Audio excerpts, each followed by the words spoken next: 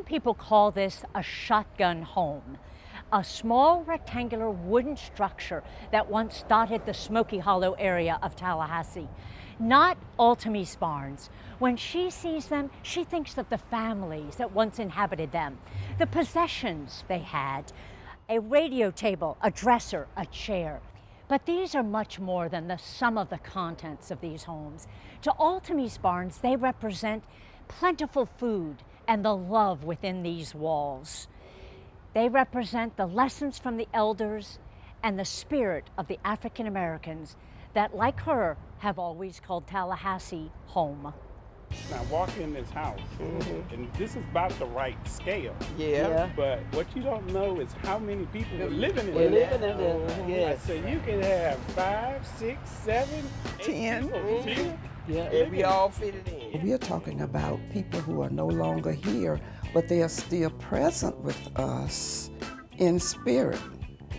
We are talking about the spirits from the souls of people who helped to make this entire community, but definitely Smoky Hollow, what it was for so many families. And so we said, that's it, Spirit Houses, and that's how we got to that name. That was our house over there. Exactly like that. I think it's important to preserve places like Smoky Hollow for the people and for generations to come. They are irreplaceable stories. Once the people who lived it are gone. Well, that's the way our fireplace was, just like that, the rooms and all. Because we had a big fireplace, and then we had a big old heater. Big one of those big pot pans, big cast iron heater in the next room. When I think back over my life, I think about my ancestors, my mom, my dad. I'm from a large family, and I'm a 6th generation Benn Countyan. My parents, my father was born on Weelaunee Plantation, my mom on Waverly Plantation. Mom had 11 siblings, Dad had 5.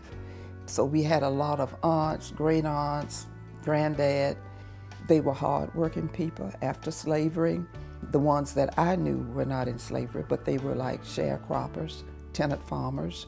And in a couple of instances, some of our ancestors owned 40-some acres of land and were independent farmers. Well, they were very hardworking people, but I never heard them complain. My parents were not college educated. In fact, they dropped out in 3rd and 10th grade. I never heard them complain. And their whole message to us was, get your education, stay true to principles of truthfulness and hard work, and that's what you do. And then I've kind of always too been a person who liked to be different. I don't want to do what everybody else is doing. I want to do what's different that is going to make a difference.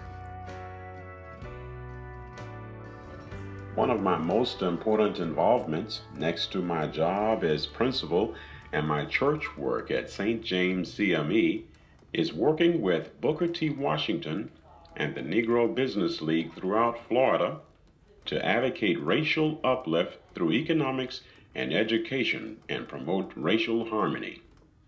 This keeps me quite busy.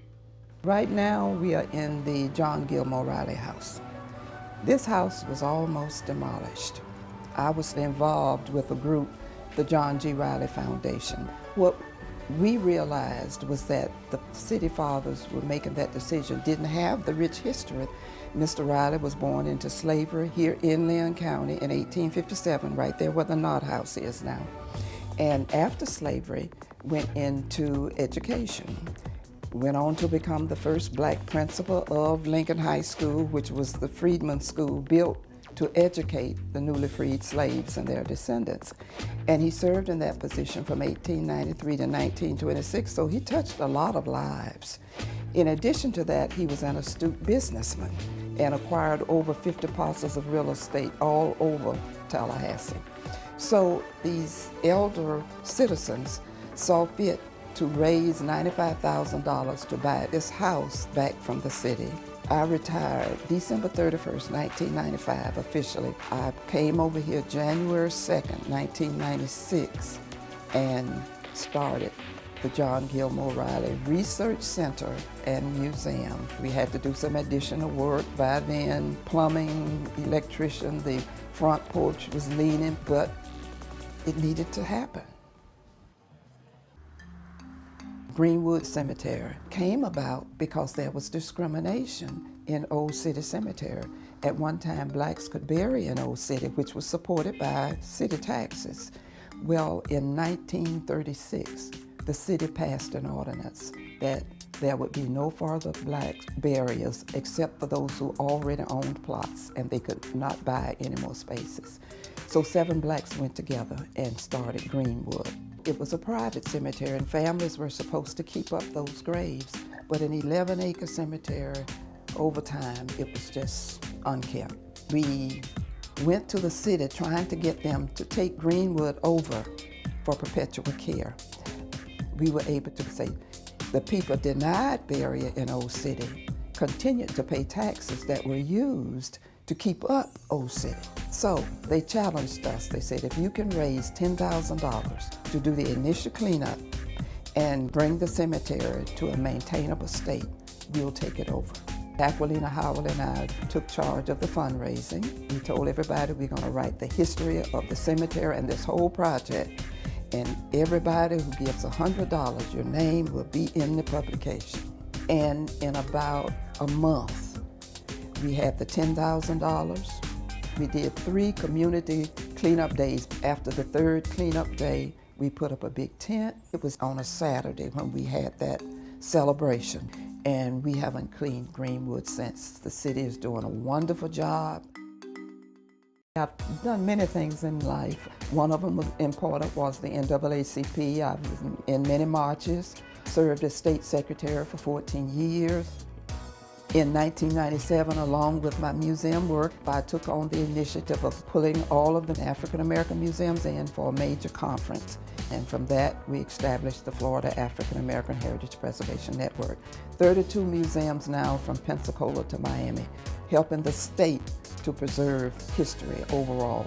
That led to being appointed to the board of the Institute of Museum and Library Services in DC, and I was appointed by President Obama and served a 5-year term, and that was very fruitful. One of the highlights of my personal journey is the time that I've spent with Leadership Tallahassee. I'm still a member, I'm class 19, and my classmates still support the Riley House for me. Every year when we have Rockathon, we know Leadership Tallahassee Class 19 will be there to help raise funds for the Riley House. I have not done it all. I probably won't be able to do all the things that I want to do that I know need to happen. I've only scratched the surface.